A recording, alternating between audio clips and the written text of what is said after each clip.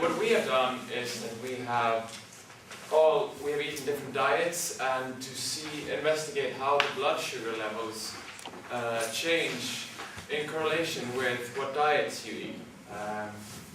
So if you take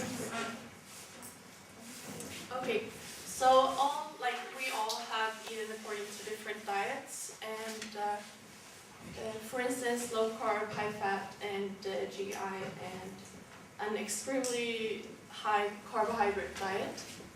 And then we measured the blood sugar levels to see the correlation between diet and blood sugar levels.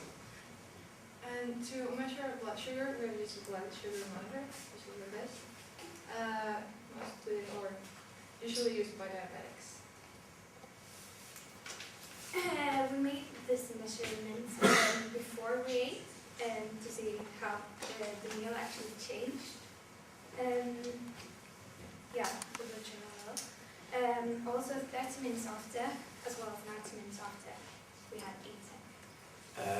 in some diets, such as when we ate really high carb diets, we made measurements almost immediately after, basically around 10 minutes after, to see the immediate change in blood glucose levels as when eating candy, drinking soft drinks, and so on. Yes? Yes. And I ate according to a low carb, high fat diet, which means that I tried avoiding starchy carbs such as bread and Cheetos, and also simple sugars like candy and sweets. And foods that are typical for a low carb, high fat diet are eggs and bacon and butter. I've been eating a low carb diet, which includes a lot of vegetables and protein. So a typical breakfast would be eggs or pork, maybe some fruit and vegetables. For dinner or lunch, protein like meat and fish, and a lot of vegetables like broccoli and spinach. That's usually what I eat. So basically I've been avoiding fast carbs and replaced potatoes, rice, pasta with vegetables.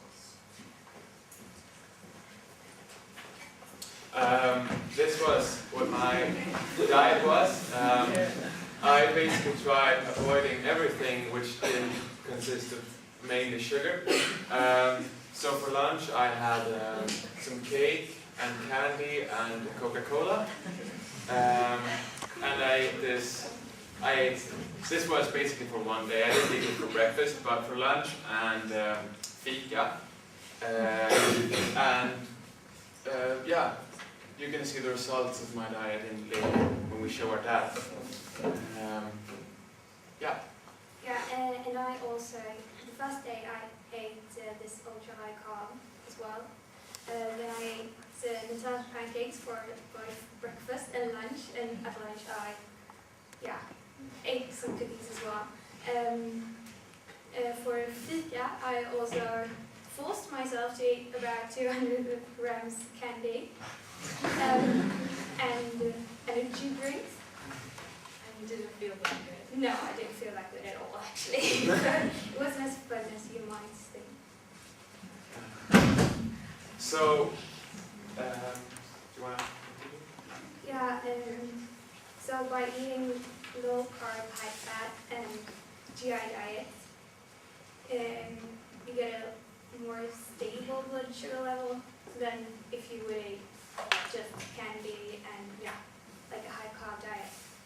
And further we can say that, for example, in the LCHF, we expected to see a very stable curve in the blood sugar level, since the fat takes a long time to metabolize in the body, so we expected a really stable line with not very many fluctuations, and basically the same pattern we expected in the GI diet, but since it isn't so focused solely on fat, we expect some more fluctuations in the levels.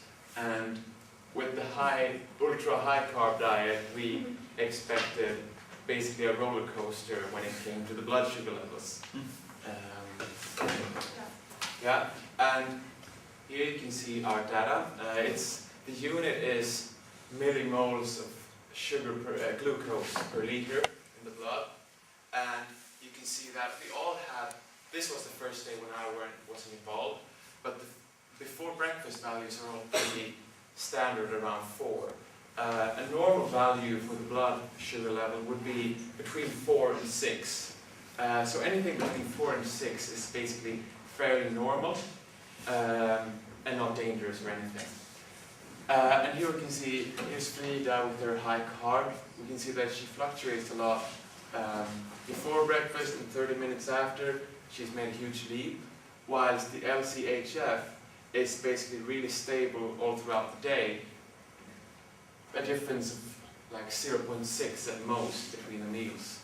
And the GI is, as expected, not that big difference either. So if you would take the next slide. This is day 2 when I was involved too. And we can see here that before lunch I had 4.1.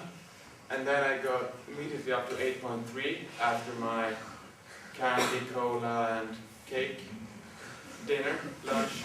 And we can still see the same pattern as with the LCHF. We have basically no difference up until the fika. And we'll find an explanation for that later. And the GI, we had 2 participants in the GI today. And again, the difference isn't that significant between the meals. Here you can see our graph from day 1.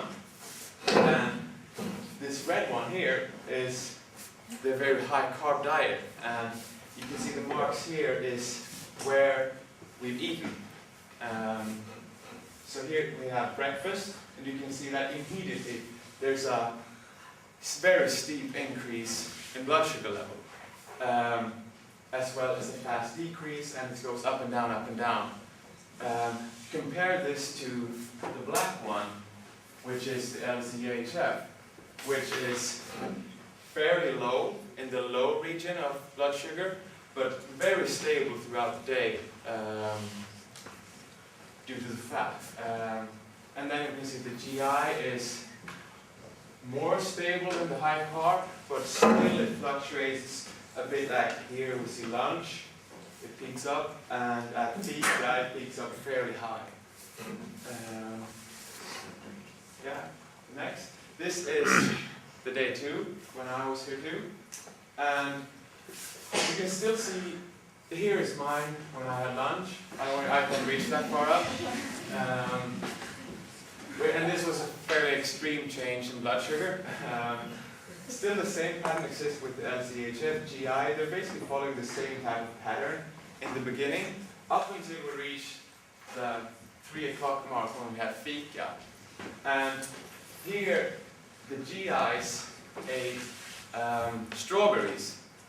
And strawberries are okay with the GI diet, but they are quite sugary. So here we can see, and Amanda also had some strawberries with her LCHF. So we can see that all the curves go up really in the same manner due to the strawberries. And but the funny part with this is that I had lots of candy at this time, this fika. I ate candy and lemonade. I tried to get as much sugar as possible, but I didn't really, it didn't really happen much. So this is kind of how we see that the body is really adaptable. And Amanda hadn't eaten any sugar for like days, and she had 1 strawberry and a tomato, and her levels went crazy, whilst I had like handfuls of candy and but it didn't really happen much. So this shows that the body is really able to adapt to even the most extreme diets and keep at a fairly reasonable level in blood sugar. Even though I was high up all throughout the day, I was around here at 6, which isn't too high actually, considering I didn't eat any real food. I just ate candy. Yeah. Next image. So. Yeah, and as a conclusion,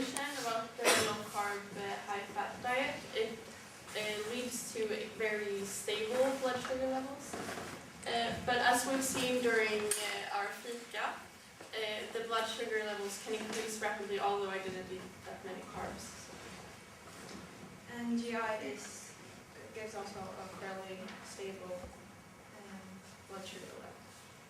Yeah, and this ultra high carb diet is not really good for you, as you might have guessed. Yeah, and it's not good for you in the long run.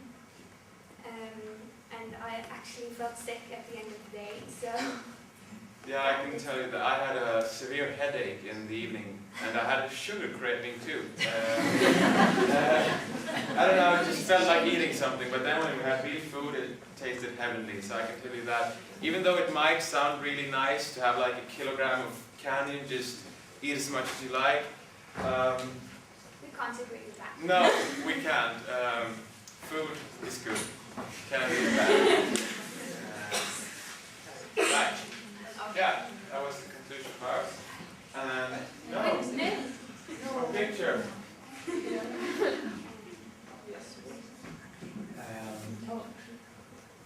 now get to